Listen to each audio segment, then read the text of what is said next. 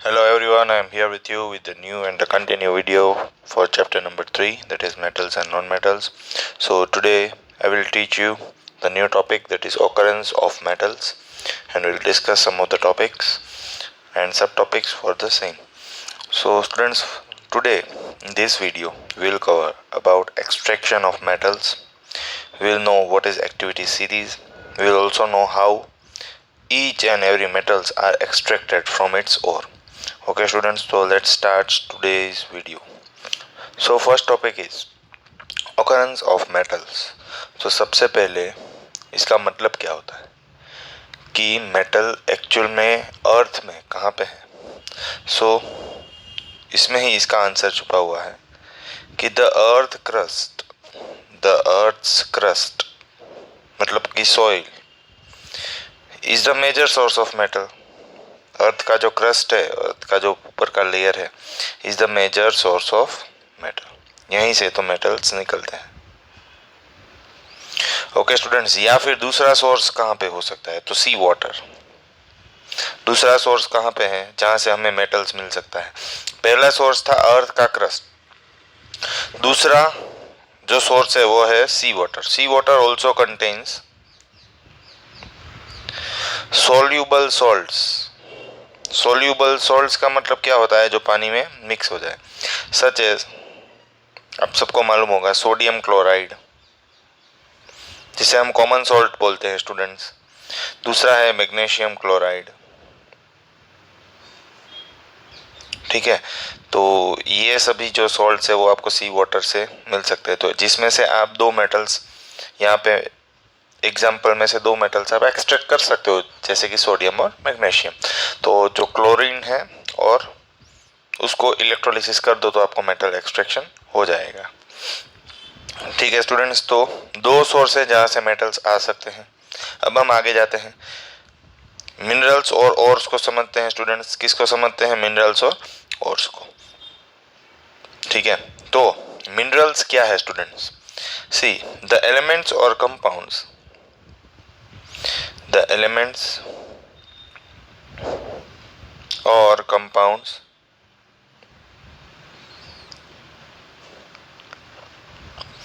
which occur naturally in earth crust. Which occur naturally in earth's crust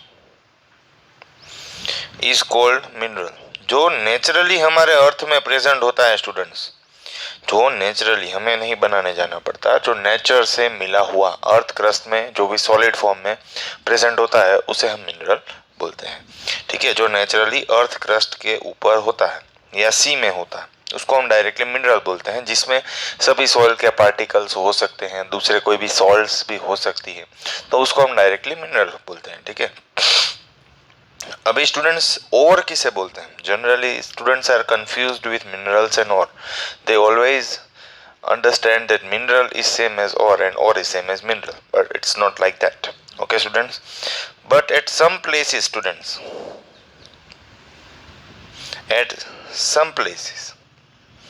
minerals contains very high percentage of certain metals. Very high percentage of certain metals. Okay, तो minerals तो सभी जगह पे मिलते हैं, पर कोई कोई जगह ऐसी होती है स्टूडेंट्स कि वो मिनरल में एक पर्टिकुलर मेटल का प्रोपोर्शन, जैसे कि मिनरल्स है वो 5 स्टेट में मिल रही है, पर 2 स्टेट ऐसे हैं जहाँ पे वो 2 मिनरल में आयन का प्रोपोर्शन बहुत ज़्यादा है. आयन मतलब Fe. ठीक है, तो उसे हम क्या बोलेंगे, तो उसे ही हम और बोलेंगे. ठीक है, so the places where mineral contains high percentage of metals and metals can be profitably extracted. Profitably मतलब मैं समझाता हूँ students. Profitably extracted is called ores. Profitably extracted का मतलब होता है स्टूडेंट्स, आपको मैन्युफैक्चरिंग कॉस्ट है वो कम से कम मिले। मैन्युफैक्चरिंग कॉस्ट या फिर एक्सट्रैक्शन कॉस्ट, ये दोनों अगर कम हो तो हम बोल सकते हैं कि एक मिनरल में से हमने सबसे ज्यादा और एक्सट्रैक्ट कर लिया। अब समझ रहे हो स्टूडेंट्स, मिनरल्स तो कई जगह पे मिलेंगे, पर कोई मिनरल्स, इसमें से फ्यू मिनरल्स ऐसे होंगे कि जिसमें से आप अच्छी तरीके से मेटल को एक्सट्रैक्ट कर पाओगे। क्यों? क्योंकि वो मिनरल के अंदर वो मेटल का कंटेंट या वो मेटल का प्रोपोर्शन ज्यादा है, तो उसे ही आप और बोलोगे। और साथ में इसीलिए आप वो मिनरल, क्योंकि उसमें मेटल का प्रोपोर्शन ज़्यादा है और बाकी सभी एलिमेंट्स का प्रोपोर्शन कम है, तो आपको मैन्युफैक्चरिंग कॉस्ट कम दिखेगा। फॉर एग्जांपल स्टूडेंट्स, देखिए यहाँ पे मिनरल है, वैसे पत्थर के फॉर्म में होते हैं, पर आप देख सकते हो ओर्स ऑफ आयन है वो हेमेटाइट और मैग्नेटाइट को ही बोला जाता है। तो हेमेटाइट और मैग्नेटाइट, ठीक है स्टूडेंट्स, हेमेटाइट का फॉर्मूला होता है Fe2O3 और मैग्नेटाइट का फॉर्मूला होता है Fe3O4। तो आप देख के ही मालूम हो जाएगा कि सबसे ज्यादा ये दोनों और में से भी ज्यादा अच्छा और कौन सा है? Magnetite. Why? Because there are 3 atoms of iron, right students. तो इसी वजह से, और एक एग्जांपल लेते हैं स्टूडेंट्स, मेरे पास 3 अलग अलग मिनरल हैं, ठीक है, तीनों मिनरल हेमेटाइट के हैं। किसके हैं स्टूडेंट्स? हेमेटाइट के हैं। तीनों मुझे अलग अलग स्टेट से मिले हैं, तीनों मिनरल हेमेटाइट के हैं। पर पहले वाले केस में आयन, पहले वाले केस में आयन का प्रोपोर्शन है वो 52% है। दूसरे वाले केस में आयन का है 32%। तीसरे वाले केस में आयन का परसेंटेज है 60%। देखिए स्टूडेंट्स, तो आप कौन सा मिनरल प्रिफर करोगे? आप बोलोगे सर थर्ड वन। सही बात है। Why? Because the proportion of iron is more and the proportion of impurities, sand, gravels, stones are less, salts are less. समझ में आ रहा है स्टूडेंट्स? तो इसी को ही हम और बोलते हैं। तो ये हो गया हमारा और। क्यों और हो गया? क्योंकि इसमें आयन का परसेंटेज ज्यादा है, तो आपको जब सेपरेशन प्रोसेस करनी पड़ेगी तो उसमें कम खर्चा होगा, तो प्रॉफिटेबली आप मिनरल में से और एक्सट्रैक्ट कर पाओगे। होपफुली आप सबको मिनरल और का डिफरेंस समझ में आ गया होगा। तो स्टूडेंट्स, एक्सट्रैक्शन ऑफ मेटल्स को पढ़ने के लिए आप सबको एक्टिविटी सीरीज क्या होता है वो मालूम होना चाहिए, जो आपने ऑलरेडी प्रीवियस चैप्टर में पढ़ लिया है। जब आपने डिस्प्लेसमेंट रिएक्शन पढ़ा था तभी आपने एक्टिविटी सीरीज के बारे में पढ़ लिया था कि कई मेटल्स ऐसे होते हैं जो ज़्यादा रिएक्ट करते हैं, जो पूरे रिएक्टिविटी सीरीज के टॉप में होते हैं। कोई मेटल्स ऐसे होते हैं जो ज़्यादा रिएक्ट नहीं करते हैं, तो वो बॉटम में होते हैं, जो हाइड्रोजन के नीचे होते हैं सभी एलिमेंट्स, ठीक है। और कई एलिमेंट्स ऐसे होते हैं जो टॉप में भी नहीं होते हैं और बॉटम में भी नहीं होते हैं, तो उसको हम मीडियम रिएक्टिव एलिमेंट्स बोलते हैं, ठीक है। तो जो भी लो रिएक्टिव मेटल्स है स्टूडेंट्स, उसमें कौन कौन आएगा?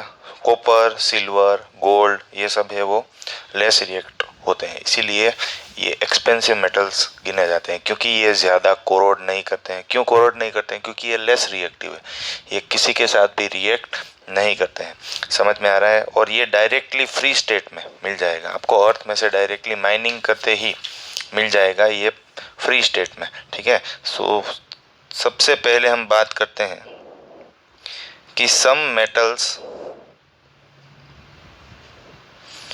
are found in free state.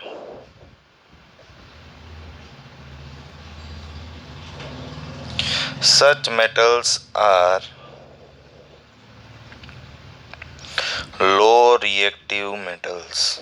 Low reactive metals जो फ्री स्टेट में मिलते हैं उसको लो रिएक्टिव मेटल्स भी बोला जाता है। For example gold, silver, platinum, copper, ठीक है स्टूडेंट्स। तो ये सभी मेटल्स है वो आपको फ्री स्टेट में डायरेक्टली मिल जाएंगे।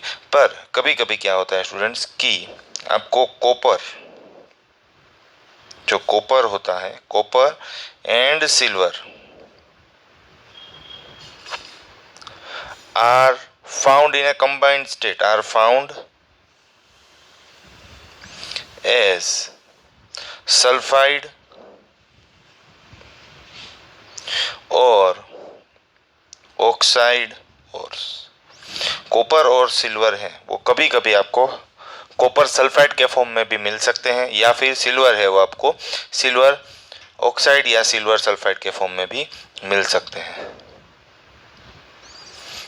कॉपर है वो कॉपर सल्फाइड के फॉर्म में मिलेगा और सिल्वर है वो सिल्वर ऑक्साइड के फॉर्म में भी मिल सकता है। ठीक है, तो बाकी गोल्ड प्लेटिनम वो सब आपको फ्री स्टेट में मिल जाएंगे। ठीक है स्टूडेंट, समझ में आ रहा है आपको? ठीक है, तो अब हम आगे जाते हैं। तो ये तो हो गया स्टूडेंट्स लो रिएक्टिव मेटल के बारे में बात। ठीक है, जो जनरली आपको फ्री स्टेट में मिलते हैं। अब हम आएंगे नेक्स्ट मेटल्स जो है medium reactive metals. Medium reactive metals है वो कौन कौन से हैं? Zinc, iron, lead, copper. जैसे लो रिएक्टिव मेटल्स कौन कौन से हैं यहाँ पे दिखाया है, सिल्वर और गोल्ड, जो मैंने आपको ऑलरेडी बता दिया। सिल्वर और गोल्ड, गोल्ड ये रहा और सिल्वर ये रहा। ठीक है, Cu का मतलब आप सबको मालूम ही है, कॉपर होता है। Zn का मतलब जिंक होता है, ये जिंक, ये है आयरन। ठीक है, ये है लीड, ये है कॉपर। ये सभी जो मेटल्स हैं वो आपको मीडियम रिएक्टिव मेटल में आते हैं। कॉपर है वो कभी कभी आपको फ्री फॉर्म में मिल जाता है, कॉपर है वो कभी कभी आपको सल्फाइड या ऑक्साइड के फॉर्म में भी मिल सकता है। इसलिए डिपेंड्स कि उसको कौन से मेटल्स में आप कंसीडर करते हो। ठीक है, तो वो एक्सट्रैक्शन या फिर जैसे मिलता है, जैसे अवेलेबल होता है वैसे उसको क्लासीफाई किया जाता है। अब हम आगे जाते हैं मीडियम रिएक्टिव मेटल के ऊपर। तो medium reactive metals are the metals which lie in the middle of activity series and are generally found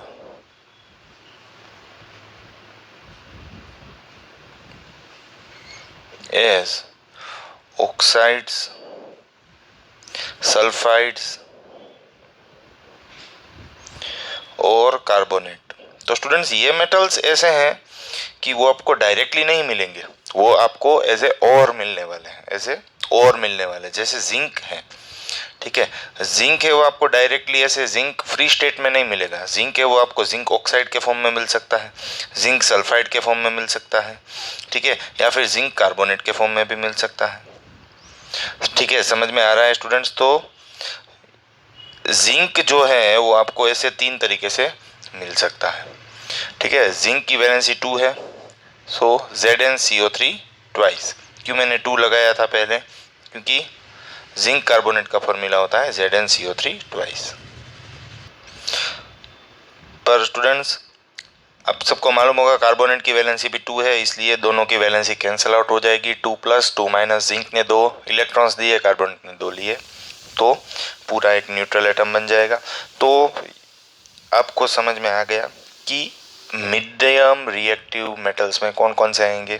zinc, iron, lead, copper, वो सब आपको ऑक्साइड, सल्फाइड और कार्बोनेट के फॉर्म में मिलेंगे, मतलब कि और के रूप में आपको जनरली अर्थ में से मिलने वाले हैं। ठीक है स्टूडेंट्स, तो यहाँ तक आप सबको समझ में आ गया होगा।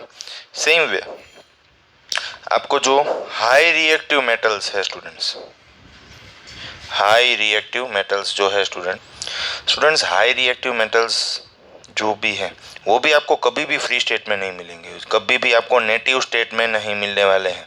कौन से मेटल नहीं मिलने वाले हैं आपको फ्री स्टेट में? ये जो है पोटेशियम, पोटेशियम, फिर कौन आता है? सोडियम, फिर कौन आता है? कैल्शियम, फिर कौन आता है? मैग्नीशियम, फिर कौन आता है? एल्यूमिनियम। ठीक है, ये कोई भी मेटल्स आपको डायरेक्टली अर्थ में से फ्री स्टेट में नहीं मिलेंगे। The metals which are never found in free state, जैसे हमने स्टूडेंट मीडियम रिएक्टिविटी सीरीज में देखा था, कॉपर ऐसा मेटल था, तो कभी फ्री स्टेट में मिल सकता है, कभी सल्फाइड या ऑक्साइड के फॉर्म में मिल सकता है। So the metals which are never found in free state and are always present as oxides, sulphides और कार्बोनेट्स, ये तो हमेशा मिक्सचर में मतलब एज ए और ही मिलने वाला है, is high reactive metals, is high reactive metals. तो यहाँ तक स्टूडेंट्स आप सबको समझ में आ गया होगा, ठीक है।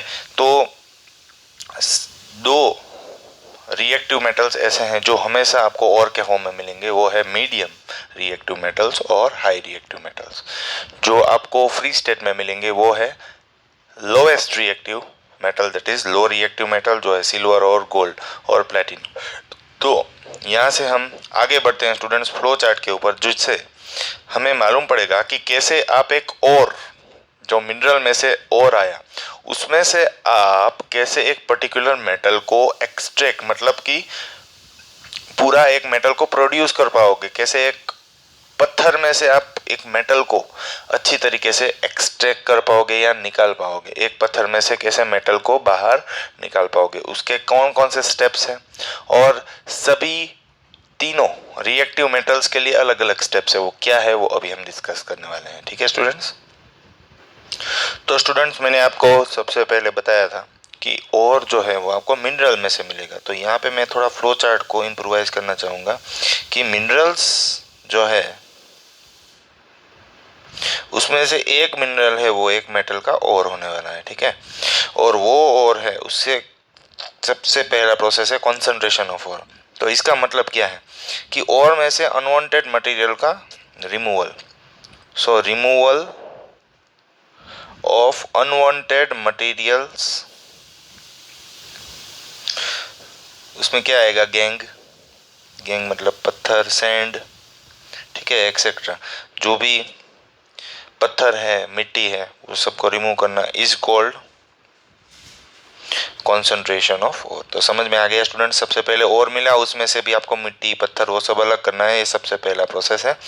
फिर आपको मालूम पड़ जाएगा ये और है वो कौन से मेटल का प्रोपोर्शन ज़्यादा है, ये और में कौन से मेटल का प्रोपोर्शन ज़्यादा है। तो इससे आप क्लासीफाई कर पाओगे कि ये मेटल है वो हाई रिएक्टिव मेटल है, लो रिएक्टिव मेटल है या फिर मीडियम रिएक्टिव मेटल है।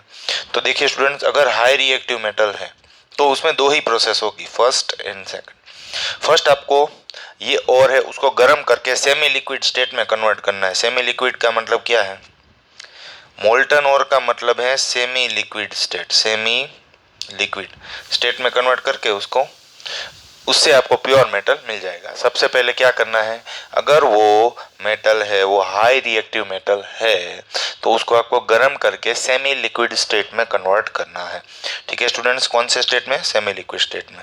फिर उसका इलेक्ट्रोलिसिस करना है। डायरेक्टली आप इलेक्ट्रोलिसिस करोगे तो उसमें से आपको जो और है उसमें से मेटल एक्सट्रैक्ट हो जाएगा।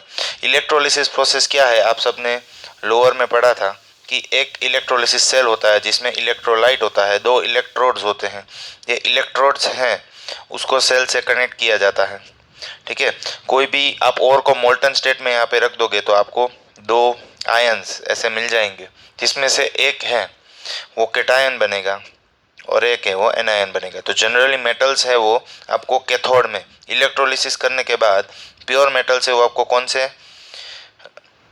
टर्मिनल से मिलेंगे, कैथोड के टर्मिनल से मिल जाएंगे, ठीक है स्टूडेंट। तो ये हो गया पूरा एक डिटेल्ड प्रोसेस जिसमें से आपने सीखा कि हाई रिएक्टिव मेटल है उसमें से आप मेटल कैसे एक्सट्रैक्ट कर पाओगे इजीली, ठीक है। अब हम आगे जाते हैं स्टूडेंट्स, ये तो बात हो गई हाई रिएक्टिव मेटल की। अब हम लो रिएक्टिव मेटल के बारे में बात करने वाले हैं। लो रिएक्टिव मेटल से जनरली स्टूडेंट्स मैंने बोला था आपको और के फॉर्म में मिलेगा। कौन से और के फॉर्म में, सल्फाइड और के फॉर्म में। तो अगर सल्फाइड और के फॉर्म में मिलता है तो आपको रोस्टिंग करना पड़ेगा, ठीक है। तो रोस्टिंग का मतलब क्या है, रोस्टिंग का मतलब heating, in presence of oxygen. Heating in presence of oxygen is known as roasting. Roasting का मतलब क्या है स्टूडेंट्स? रोस्ट करना। कोई भी हम अगर मूंगफली लेके आते हैं तो उसको भी रोस्ट करते हैं। रोस्ट का मतलब क्या? उसको सेकते हैं स्टव में ऑक्सीजन के प्रेजेंस में, उसको रोस्टिंग बोलते हैं। सेम आपको सल्फाइड और है उसको रोस्ट करना है। क्यों? क्योंकि जो सल्फर प्रेजेंट है हमारे और के साथ, वो सल्फर है वो ऑक्सीजन के साथ मिक्स हो जाएगा, सल्फर का ऑक्सीडेशन होगा और हमारा मेटल है वो अलग हो जाएगा। ठीक है, तो इससे आपको मेटल मिल जाएगा। फिर भी वो मेटल है वो अगर इम्प्योर है तो फाइनली आपको क्या करना पड़ेगा? रिफाइनिंग करना पड़ेगा। पर रिफाइनिंग प्रोसेस है वो आपके सिलेबस में इंक्लूडेड नहीं है, so I will not discuss this point in this video. Okay students, तो यहाँ तक आप सबको समझ में आ गया होगा। अगर आपको लो रिएक्टिव मेटल्स मिलते हैं तो कभी कभी वो लो रिएक्टिव मेटल जैसे कि कॉपर, वो आपको सल्फाइड के फॉर्म में मिलेंगे। तो जो सल्फाइड के फॉर्म में मेटल्स मिलते हैं स्टूडेंट्स, तो वो मेटल्स को आपको क्या करना है? रोस्ट करना है, गर्म करना है ऑक्सीजन के प्रेजेंस में। तो सल्फर का ऑक्सीडेशन हो जाएगा, मेटल एक्सट्रैक्ट हो जाएगा। बाद में आपको उसको प्योरीफाई कर देना है, मतलब कि रिफाइन कर देना। अब बात आती है मीडियम रिएक्टिव एलिमेंट्स, जिसमें दो अलग अलग पार्ट हैं। मीडियम रिएक्टिव एलिमेंट्स हैं स्टूडेंट्स, उसमें या तो आपको और कार्बोनेट के फॉर्म में मिलेगा या फिर सल्फाइड के फॉर्म में मिलेगा। कार्बोनेट का फॉर्मूला होता है CO3, सल्फाइड का फॉर्मूला सिंपली S पीछे लगता है। स्टूडेंट सल्फाइड का जो प्रोसेस है वो सेम है, same as that of low reactive metal. आप देख सकते हो यहाँ पे आपको जो सल्फाइड का जो और वाली प्रोसेस थी, it would be same as that of the low reactive metal. तो अगर सल्फाइड का और आया तो आपको रोस्टिंग करना है। रोस्टिंग करोगे तो वो एक पर्टिकुलर और है, वो एक पर्टिकुलर ऑक्साइड ऑफ मेटल बन जाएगा। ठीक है, जैसे कि यहाँ पे एक मेटल है Cu2S, मीडियम रिएक्टिव मेटल। तो अगर आपने रोस्ट किया तो यहाँ पे आपको मिलेगा Cu2O। समझ में आ रहा है स्टूडेंट्स? और इसका आपको रिडक्शन करना है स्टूडेंट्स। चैप्टर 1 याद कीजिए, what is the meaning of reduction? That is removal of oxygen. तो यहाँ से यहाँ रिमूवल हो जाएगा, तो रिडक्शन में क्या होगा स्टूडेंट्स? फाइनली आपको क्या मिल जाएगा? कॉपर। तो कॉपर का बाद में फिर से प्यूरिफिकेशन मतलब रिफाइनिंग करना पड़ेगा। समझ में आ गया स्टूडेंट्स? तो रोस्टिंग करने के बाद आपको एक मेटल ऑक्साइड मिल जाएगा मीडियम रिएक्टिव एलिमेंट्स में। जबकि जब आप रोस्टिंग कर रहे थे लो रिएक्टिव मेटल्स में तो आपको डायरेक्टली मेटल मिल जाएगा। ठीक है, पर यहाँ पे क्या होगा स्टूडेंट्स? मेटल का भी मेटल ऑक्साइड में कन्वर्जन होगा, फिर मेटल ऑक्साइड का आपको रिडक्शन करना पड़ेगा। मीडियम रिएक्टिव एलिमेंट्स में आपको जब रोस्टिंग करना है तो रोस्टिंग के बाद आपको मेटल्स है उसका ऑक्साइड मिलेगा। मेटल ऑक्साइड का रिडक्शन करने के बाद आपको मेटल मिल सकता है। वो मेटल इम्प्योर होगा तो फिर से उसको रिफाइन करना पड़ेगा। रिफाइन करने के बाद आपको अच्छा मेटल मतलब प्योर मेटल मिल जाएगा। पर अगर आपका और है वो ये सेकंड पार्ट में है, मतलब कार्बोनेट के फॉर्म में, तो क्या करोगे? तो आपको कैल्सिनेशन करना है। कैल्सिनेशन का मतलब क्या? हीटिंग ही करना है, पर इन एब्सेंस ऑफ ऑक्सीजन। ठीक है, इन एब्सेंस ऑफ ऑक्सीजन। तो आपको हीटिंग तो करना है but in absence of oxygen. फिर क्या होगा स्टूडेंट्स? आपको फिर से मेटल ऑक्साइड मिलेगा CuCO3। फिर से यहाँ से सब स्टेप सेम, मतलब मेटल ऑक्साइड मिला तो रिडक्शन कीजिए। रिडक्शन करना मतलब ऑक्सीजन को रिमूव कीजिए, तो आपको फाइनली आपका मेटल मिल जाएगा।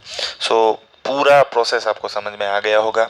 अब हम स्टेप बाय स्टेप मैं और 3 वीडियो बनाऊंगा। एक वीडियो लो रिएक्टिव मेटल्स का होगा, एक वीडियो मीडियम रिएक्टिव मेटल्स का होगा और एक वीडियो है वो हाई रिएक्टिव मेटल्स का होगा।